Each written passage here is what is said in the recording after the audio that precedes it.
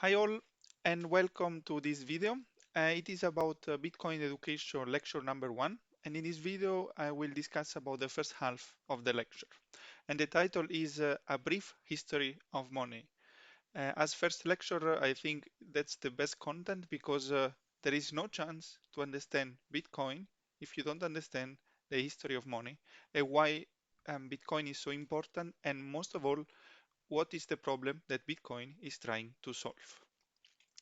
Let's start with the standard disclaimer. So the aim of the presentation is to share the knowledge. It's not a financial advice.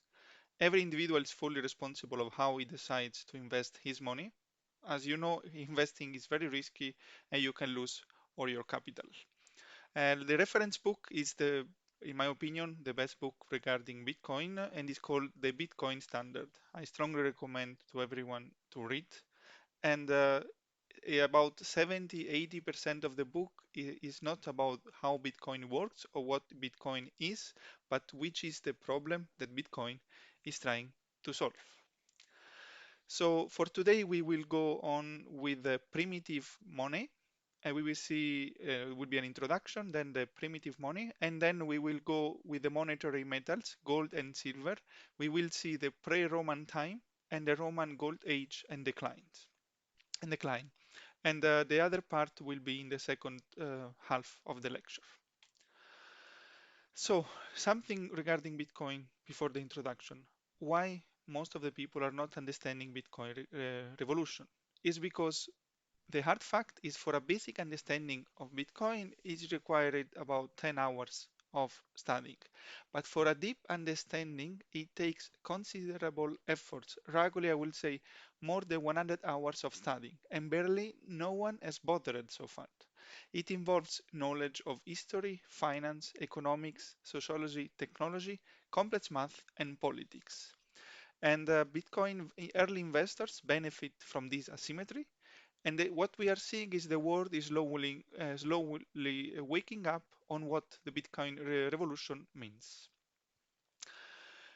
Let's start with the introduction. So introduction we had let's start with the prehistory. There was small circles of people, free market, and what we were used barter because it was quite practical. After that came larger economy, so specialization, and there was a need of an exchange, and this exchange was called medium of exchange.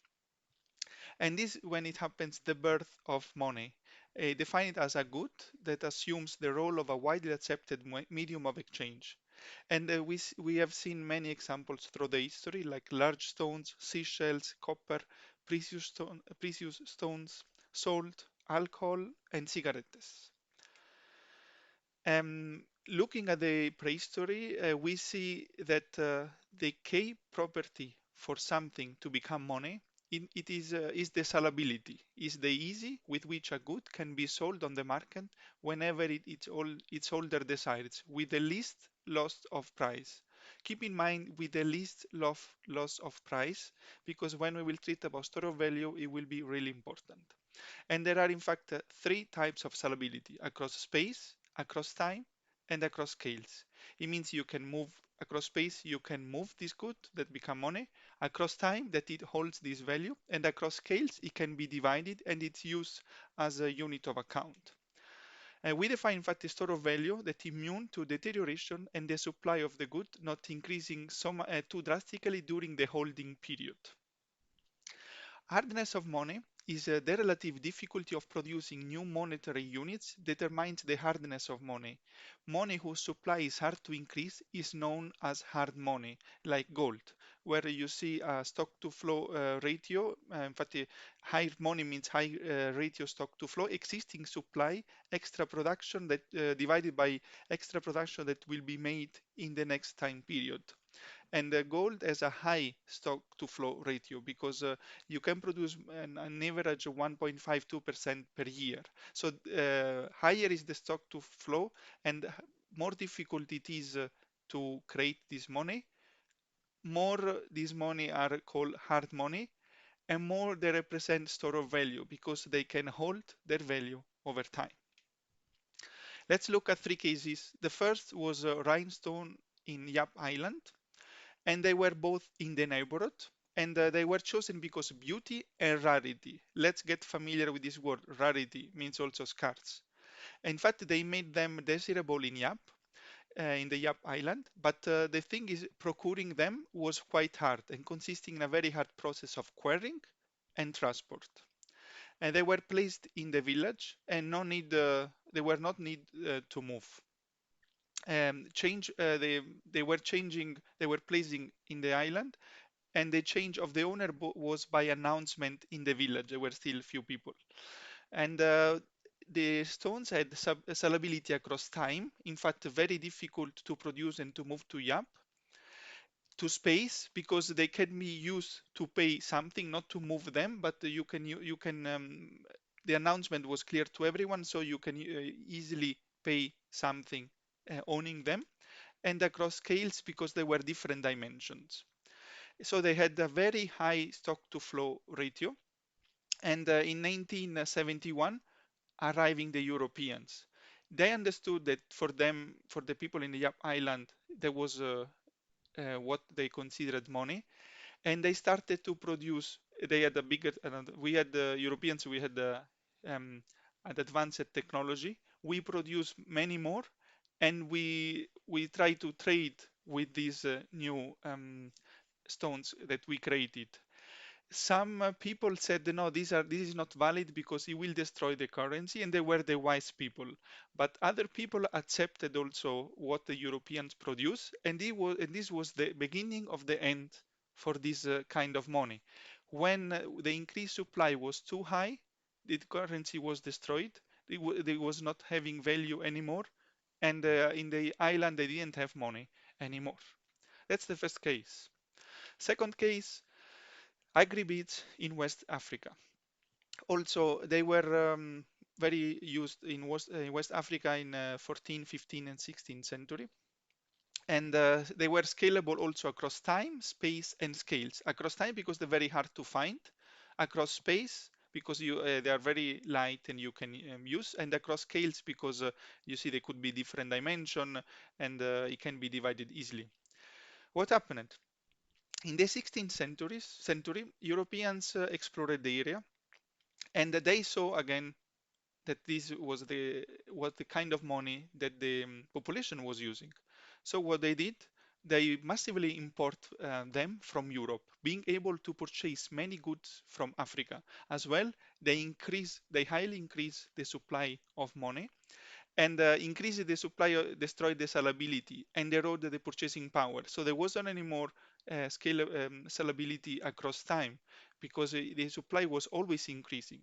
And this impoverished Africans and transferred the wealth to Europeans. It was also a slow draining and of its monetary value, and slowly transfer the wealth from the holders to those who can produce the medium at low cost. In Africa, it was very hard to produce, they was very scarce, so it was having value.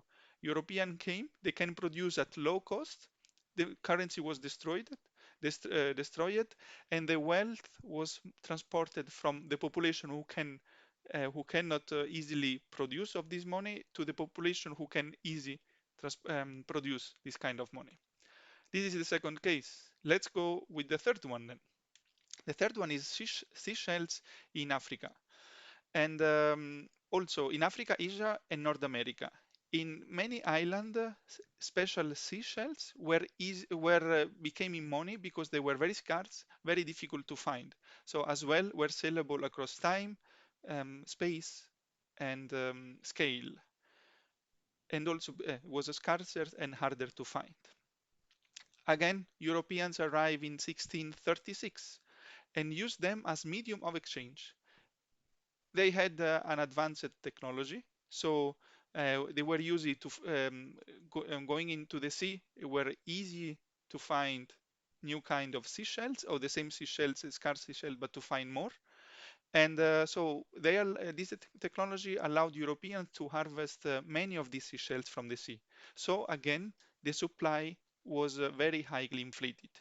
And in this, when they arrived, it was 1636. After only 25 years, in 1661, the seashells stopped to be a legal tender because the supply was so inflated that it destroyed the currency.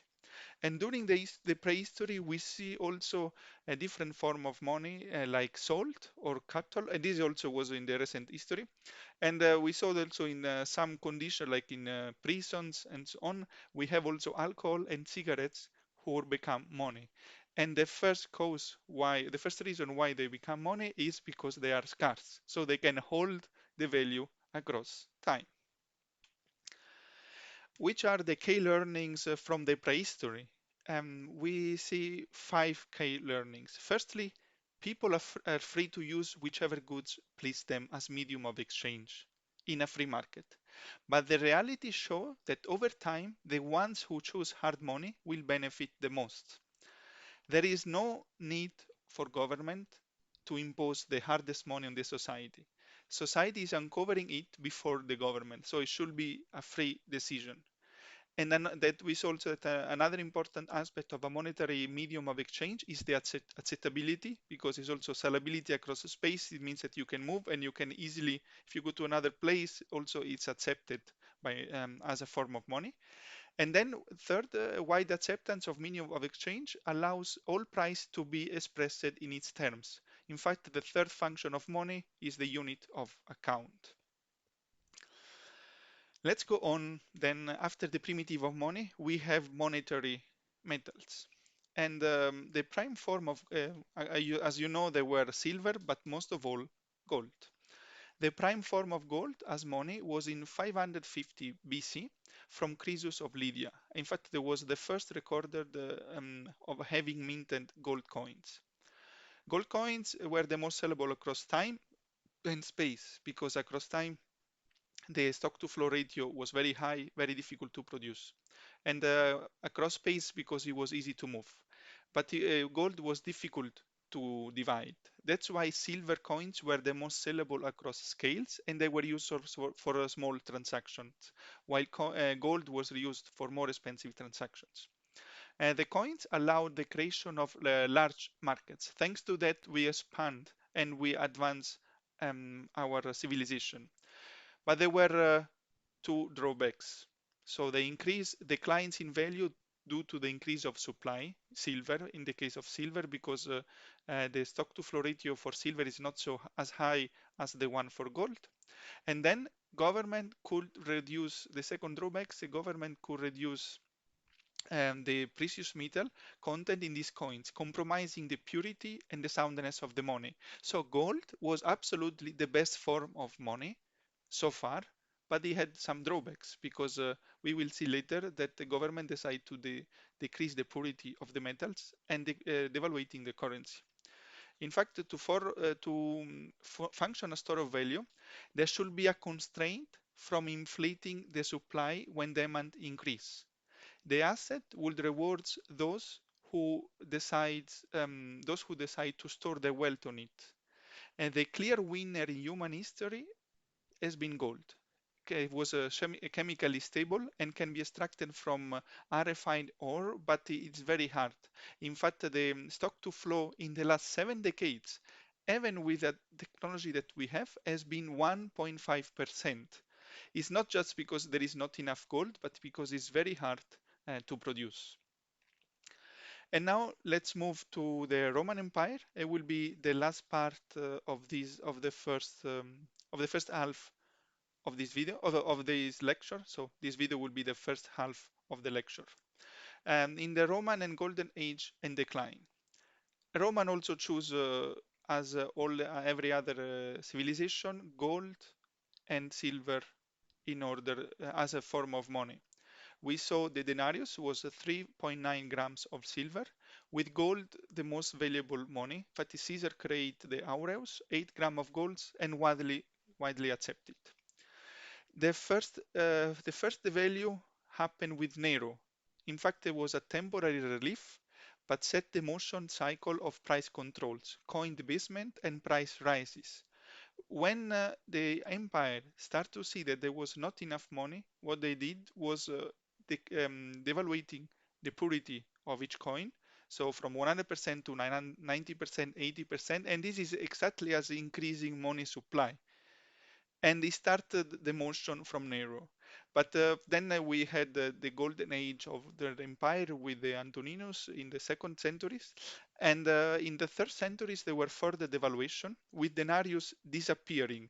So denarius no anymore, silver didn't function anymore as a form of money. Inflation intensified in the second and the third century, and then there were price ceiling preventing the price increase.